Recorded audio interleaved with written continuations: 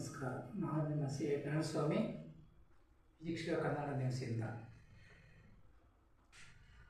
ವೀಕ್ಷಕರೇ, ಇವತ್ತು ಈ ಖಾಸಗಿ ಫೈನಾನ್ಸ್ಗಳಿಂದ ಎಷ್ಟೋ ಕುಟುಂಬಗಳು ಬೀದಿ ಪಾಲಾಗಿರ್ತಕ್ಕಂಥ ಉದಾಹರಣೆಗಳು ಎದ್ದು ಕಾಣ್ತವೆ. ಈ ಖಾಸಗಿ ಫೈನಾನ್ಸ್ಗಳದ್ದು ಏನಪ್ಪ ಅಂದರೆ ಉದ್ದೇಶ, ಯಾರು ಕೇಳಿದ್ರು ಸಾಲ ಕೊಡ್ತಾರೆ. ಕೊಡಬೇಕಾದ್ರೂ ಕೆಲವೊಂದು ಬಿಗಿ ಭದ್ರತೆಯಿಂದೇ ಅವರು ಅವ್ರಿಗೆ ಸಾಲ ಕೊಡೋದು. ಉದಾಹರಣೆಗೆ, ಯಾರಾದರೂ ಒಬ್ಬರಿಗೆ ಒಂದು ಆಟದ ಅವಶ್ಯಕತೆ ಇರ್ತದೆ. ಯಾಕಂದರೆ ಅವನಿಗೆ ಜೀವನಕ್ಕೆ ಒಂದು ಆಧಾರ ಬೇಕು ಅಂತೇಳಿ ಒಂದು ಆಟದ ಅವಶ್ಯಕತೆ ಇರುತ್ತೆ. ಅವನು ಸರ್ಕಾರದ ಲೋನನ್ನು ಕಾಯುವಷ್ಟು ತಾಳ್ಮೆ ಇರೋದಿಲ್ಲ. ಸರ್ಕಾರದಿಂದ ಸಿಗತಕ್ಕಂಥ ಈ ಸಬ್ಸಿಡಿ ಲೋನ್ಗಳು ಅವರಿಗೆ ಅಮಾಯಿಗೆ ಕನಸಿನ ಮಾತು. ಅದರಿಂದ ಏನು ಮಾಡ್ತಾರೆ, ಇವರು ಈ ಫೈನಾನ್ಸಿನ ಮೊರೆ ಹೋಗ್ತಾರೆ. ಫೈನಾನ್ಸ್ಗಳು ಏನು ಮಾಡ್ತಾರೆ ಅಂದರೆ, ಒಂದು ಆಟದ ಬೆಲೆ ಇಂತಿಷ್ಟು ಅಂತಿದ್ರೆ ಅದರ ಕಾಲು ಭಾಗದಷ್ಟು ಅಮೌಂಟನ್ನು ಇವರು ಆ ಫೈನಾನ್ಸ್ಗೆ ಕಟ್ಟಬೇಕು. ಕಟ್ಟಿದ ಮೇಲೆ ಫೈನಾನ್ಸ್ನವರು ಆಟದ ಶೋರೂಮಿಂದ ಅವರ ಹೆಸರಿನಲ್ಲಿನೇ ಆಟವನ್ನು ಅವನಿಗೆ ಕೊಡಿಸ್ತಾರೆ. ಆಟ ಬೇಕಾಗಿರೋದ್ರಲ್ಲಿ ಅವನಿಗೆ ಕೊಡಿಸ್ತಾರೆ. ಪ್ರತಿ ತಿಂಗಳು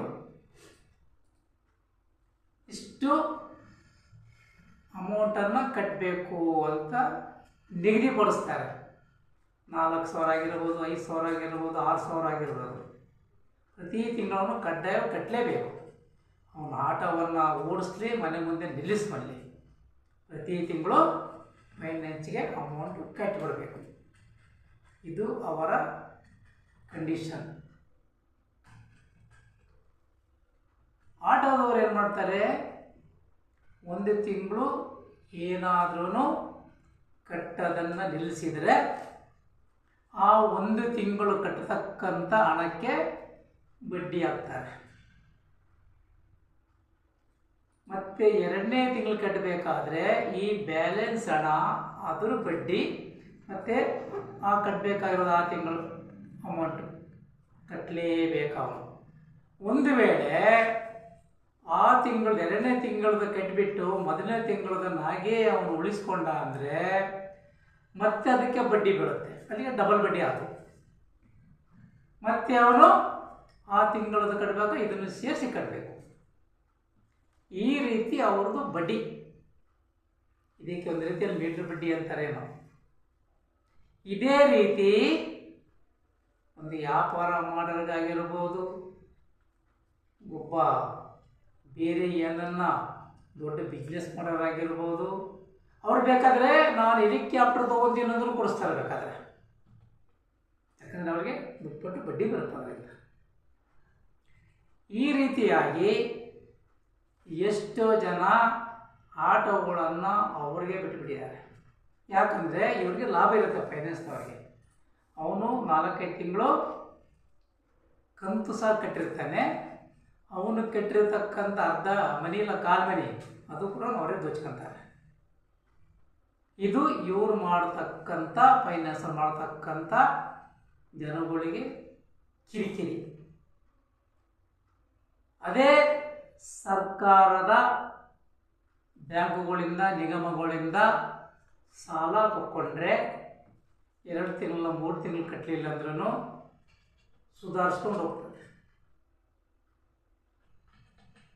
ಯಾರು ಕೂಡ ಸರ್ಕಾರದ ಸಾಲವನ್ನು ಕಾಯಲಿಕ್ಕೆ ತಯಾರಿಲ್ಲ. ಯಾಕಂದರೆ ಈ ಸರ್ಕಾರದಿಂದ ಸಿಗತಕ್ಕಂಥ ಸವಲತ್ತುಗಳು ಅಮಾಯಕರಿಗೆ ಖಂಡಿತ ಸಿಗಲ್ಲ, ಭಾಳ ಕಡಿಮೆ ಸಿಗೋದು. ಎಲ್ಲ ಪ್ರಭಾವಿಗಳ ಸಂಬಂಧಿಕರಿಗೇ ಓಡೋಡೆ ಬಿಡ್ತದೆ ಅವರಿಂದ. ಅದರಿಂದ ಫೈನಾನ್ಸ್ನಿಂದ ಇವತ್ತು ಎಷ್ಟೋ ಜೀವಗಳು ಕಳ್ಕೊತ ಇದ್ದಾರೆ.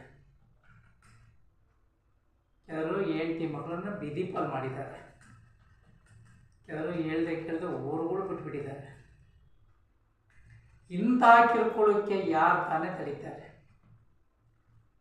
ಇವರು ಈ ಕಿರುಕುಳದಿಂದ, ಈ ಫೈನಾನ್ಸ್ಗಳಿಂದ ಸಾಲ ಪಡೆದು ಮುಕ್ತರಾಗಬೇಕಂದ್ರೆ ಸರ್ಕಾರ ಯಾವುದಾದ್ರೊಂದು ಹೊಸ ಕಾರ್ಯಕ್ರಮವನ್ನು ಹಮ್ಮಿಕೊಳ್ಬೇಕಾಗಿದೆ. ಯಾರು ವ್ಯಾಪಾರ ಮಾಡ್ತಾನೆ, ಯಾರು ಆಟೋ ತಗೊತಾನೆ, ಯಾರು ಲಗೇಜ್ ಹೊಡೆಯತಕ್ಕಂಥ ವೆಹಿಕಲ್ ತಗೊಳ್ತಾನೆ ಅಂಥವನಿಗೆ ಗುರುತಿಸಿ ಅವನು ಮತ್ತೆ ಮರುಪಾವತಿ ಮಾಡಲು ಅರ್ಹನೋ ಅನರ್ಹನೋ ಅಂತ ಅವನ ಪೂರ್ಣ ವಿಚಾರಣೆ ಮಾಡಿ ಅವನು ಯಾರಾದ್ರೂ ಒಬ್ಬ ಸರ್ಕಾರಿ ನೌಕರನ್ನು ಶೂರಿಟಿ ಕೊಡತಕ್ಕಂಥ ಒಂದು ಯೋಜನೆಯನ್ನು ಸರ್ಕಾರ ಯಾಕೆ ಜಾರಿ ಮಾಡಬಾರ್ದು? ಸರ್ಕಾರ ಮತ್ತು ಜನಗಳಿಗೆ ಏನು ಅನುಕೂಲ ಮಾಡಿಕೊಡ್ತಾ ಇದೆ? ವಿದ್ಯೆ ಇಲ್ಲದವನು ಕೆಲಸ ಕೇಳೋಕ್ಕೆ ಅನರ್ಹ ಅಲ್ಲ. ವಿದ್ಯೆ ಇರೋರು ಎಷ್ಟೋ ಜನ ಕುಟುಂಬದ ಮೇಲೆ ಹೋಟ್ಲಲ್ಲಿ ಅಲ್ಲಿ ಕೆಲಸ ಮಾಡೋದು ಉದಾಹರಣೆಗಳು ಬೇಕಾದಷ್ಟು ಕಾಣ್ತಾರೆ. ಎಲ್ಲ ಖಾಸಗೀಕರಣ ಮಾಡಿಬಿಟ್ಟಿದ್ದಾರಲ್ಲ. ಸರ್ಕಾರ ಇಂಥ ಒಂದು ಒಳ್ಳೆ ಘನ ಕಾರ್ಯವನ್ನು ಮಾಡಬೇಕಾಗಿದೆ. ಅದಕ್ಕೆ ಅಂತ ಒಂದು ಯೋಜನೆಯನ್ನು ಜಾರಿ ಮಾಡಲಿ, ಲೋನ್ ಕೊಡೋ ಅಂಥದ್ದು. ಆಗ ಅಸಹಾಯಕತೆ ಇರೋರು, ಅಮಾಯಕರು ಫೈನಾನ್ಸ್ ಮೊರೆ ಯಾಕೆ ಹೋಗ್ತಾರೆ? ಸುಮ್ಮನೆ ದುಂದು ವೆಚ್ಚ ಮಾಡೋದ ಬದಲಿ ಕೆಲವರಿಗೆ ಅನ್ನದ ಮಾರ್ಗ ಮಾಡ್ಬೋದಲ್ಲ. ಯಾವ ಮಹಿಳೆ ಯಾವ ಕಸುಬಿನಲ್ಲಿ ಪರಿಣಿತಳಾಗಿದ್ದಾಳೆ ಆ ಕಸುಬಿಗೆ ಸಾಲ ಕೊಡೋದು. ಯಾರು ವಾಹನ ಚಲಿಸ್ತಕ್ಕಂಥ ಆಸಕ್ತಿ ಇರ್ತಾನೆ ಅವನಿಗೆ ವಾಹನ ಕೊಡಿಸೋಂಥದ್ದು ಯಾಕೆ ಮಾಡಬಾರ್ದು? ಅಲ್ಪ ಸ್ವಲ್ಪ ಅಮೌಂಟು ಕಟ್ಟಿಸ್ಕೊಂಡು ಕೊಡ್ಲಿಕ್ಕೆ ಅವಕಾಶ ಇದೆ. ಸರಿಯಾದ ಸೆಕ್ಯೂರಿಟಿ ತಗೊಂಡು ಕೊಟ್ಟರೆ ನಿಜಕ್ಕೂ ಸಾಲ ಪಡೆದಂಥವರು ಮರುಪಾವತಿ ಮಾಡೇ ಮಾಡ್ತಾರೆ. ಇವತ್ತು ಎಷ್ಟೋ ಜನ ನಿಗಮ ಮಂಡಿಗಳಲ್ಲಿ ಸಾಲ ತಗೊಂಡು ಕಟ್ತಾ ಇದ್ದಾರಲ್ಲ, ತೀರಿಸ್ತಾ ಇದ್ದಾರಲ್ಲ. ಇವ್ರ್ಯಾಕೆ ಇವರು ಓಟ್ಗೋಸ್ಕರ ನಾವು ಮನ್ನಾ ಮಾಡ್ತೀವಿ ಅಂತ ಕೈ ಎತ್ತಿಬಿಟ್ಟು ಈಗ ಮನ್ನಾ ಯಾಕೆ ಮಾಡಬೇಕು? ಇವ್ರು ಮಾಡೋದು ಸರಿನಾ? ಸರ್ಕಾರ ಓಟಿಗೋಸ್ಕರ ಇಲ್ಲದವನ್ನೆಲ್ಲ ಇವರು ಜಾರಿ ಮಾಡ್ಕೊತಾರೆ, ಆಮೇಲೆ ಅವನ್ನ ನಿಭಾಯಿಸೋಕ್ಕಾಗೋದಿಲ್ಲ. ಈಗ ಗ್ಯಾರಂಟಿಗಳನ್ನು ಮಾಡಿದಾರಲ್ಲ ಅವನು ನಿಜಕ್ಕೂ 5 ಗ್ಯಾರಂಟಿಗಳು ಜನತೆಗಳಿಗೆ ತಲುಪದಿದಾವ? ಸಾಧ್ಯ ಇಲ್ಲ ಮಾತಾಡೋದು.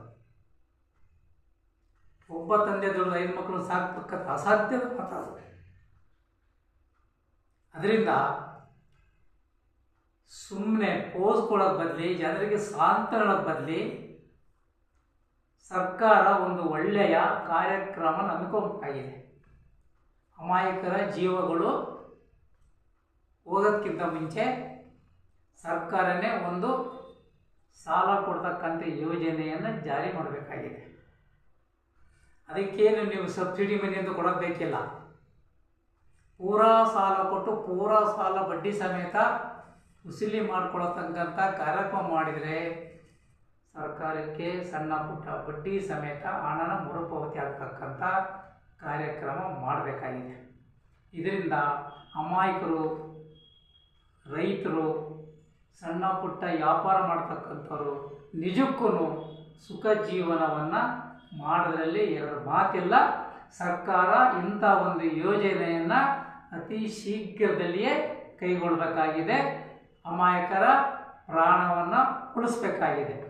ಜೈ ಹಿಂದ್, ಜೈ ಕರ್ನಾಟಕ. ಪ್ರಿಯ ವೀಕ್ಷಕರೇ, ನಮ್ಮ ಚಾನಲ್ ನಿಮಗೆ ಇಷ್ಟವಾದಲ್ಲಿ ಸಬ್ಸ್ಕ್ರೈಬ್ ಮಾಡಿ, ಲೈಕ್ ಮಾಡಿ, ಶೇರ್ ಮಾಡಿ. ವೀಕ್ಷಕರೇ, ಯಾರಿಗೆ ಯಾವುದೇ ಒಂದು ತೊಂದರೆ ಇದ್ರೂ ನಮ್ಮ ಚಾನಲ್ಗೆ ಬಂದುಬಿಟ್ಟು, ನಮ್ಮ ಆಫೀಸ್ಗೆ ಬಂದುಬಿಟ್ಟು ಮನಸ್ಸಿಕೊಂಡು ಹೇಳ್ಕೋಬೋದಾಗಿದೆ. ನಮಸ್ಕಾರ.